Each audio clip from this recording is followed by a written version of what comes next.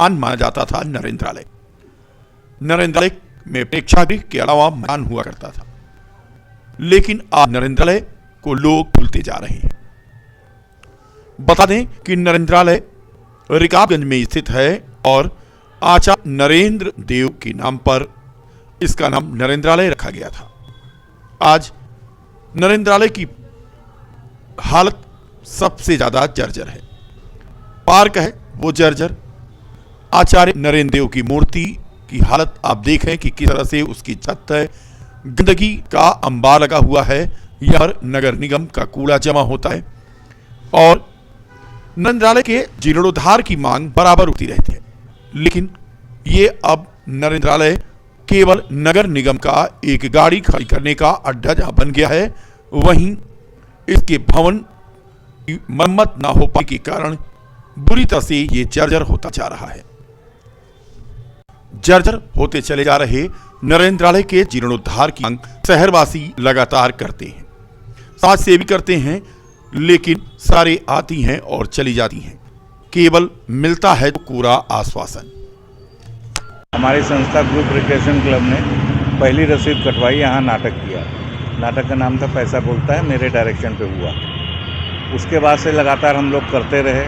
कई नाटकों में मतलब हमारे टीम ने पार्टिसिपेट किया, हमारे डायरेक्शन में किया, हमारे गैर डायरेक्शन में भी किया। बहुत दिन से लगातार करते रहे, लेकिन उसके बावजूद जो है यहाँ पर किसी तरह का कोई कोऑपरेशन नहीं मिला, न उच्चाधिकारियों से, और पहले तो नगर पालिका थी, अब नगर निगम। जब तक कोई मतलब बढ़िया इंटरेस्ट लेने वाला व्यक्ति पदाधिकारी नहीं आवेगा, तब तक इसका कोई पुरसहाल नहीं है। अभी तो आप देख ही रहे हैं कि यहाँ कूड़ों का ढेर मचा रहता है। शादियाँ विवाह पहले होती थी, कूड़ों का ढेर, शव वाहन सब तो खड़ी रहती हैं। अब नरेंद्रालय किसी काम का नहीं रहा, जिस वजह से बनाया गया था ये सांस्कृतिक संस्थाओं के प्रोग्राम के लिए, उसमें अब कुछ भी दम नहीं रहा। और किसी न किसी मुद्दे पर यहाँ पर इतनी बार हम लोगों ने लड़ाइयाँ लड़ी, डीएम तक हम लोग गए, और यहाँ पर जो आए थे एक अधिकारी, उन्होंने इंटरेस्ट लिया। 30,000 रुपये नरेंद्रालय के नाम पर, मैं चूँकि बैंक में कार्यरत था, 30,000 रुपये उन्होंने नरेंद्रालय अकाउंट में जमा किया, और उसके बाद पता चला कि वही पैसा जो है एम्प्लॉयज़ की सैलरी में चला गया। तो ये हालत है नरेंद्रालय की। यहाँ कोई ऐसा हॉल भी नहीं है कि रंगकर्मी पार्टिसिपेट कर सकें कहीं पर, और चाहे किराए पे ही मिले, लेकिन ऐसा कोई वो नहीं है। इसके बारे में मुझे कुछ नहीं कहना है, क्योंकि जब नगर निगम इसके देख रेख कर रहा है, उसके बावजूद ये हालत है।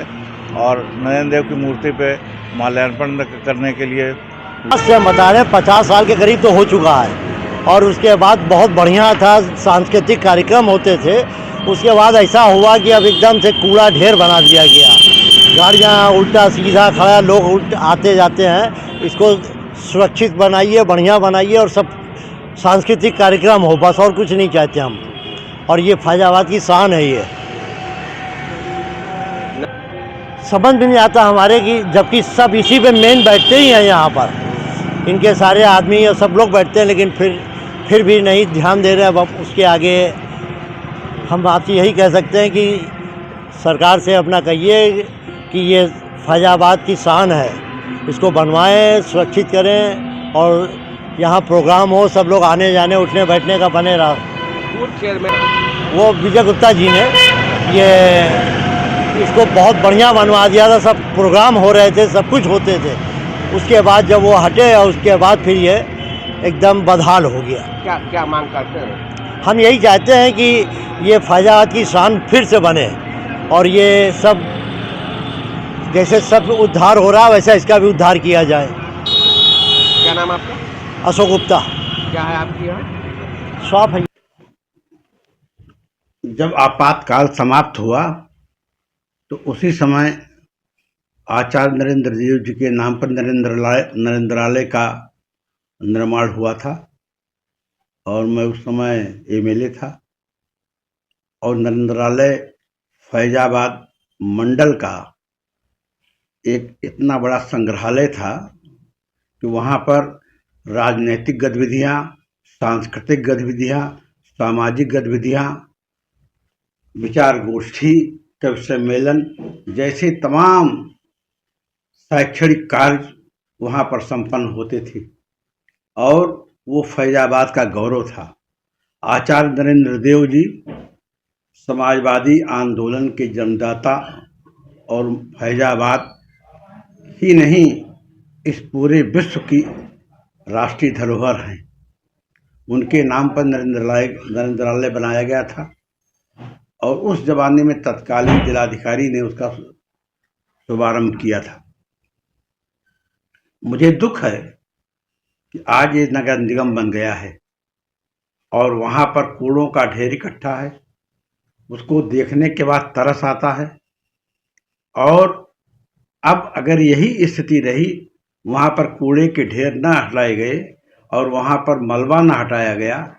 पिछले दिनों जब आचार्य नरेंद्र देव की मूर्ति पर माल्यार्पण होना था तो हम लोगों के मित्र आदरणीय संजय महेंद्रा जी ने वहाँ पर जा कर के सफाई किया था और उनकी सफाई के बाद तब इस लायक हुआ था कि वहाँ पर आचार्य जी की प्रतिमा पर माल्यार्पण किया जा सके। साथियों, ये भारतीय जनता पार्टी के कार्यकाल में कितने समाजवादी राष्ट्रपुरुष हैं, धरोहर हैं, उनको साइड लाइन करने का प्रयास किया जा रहा है।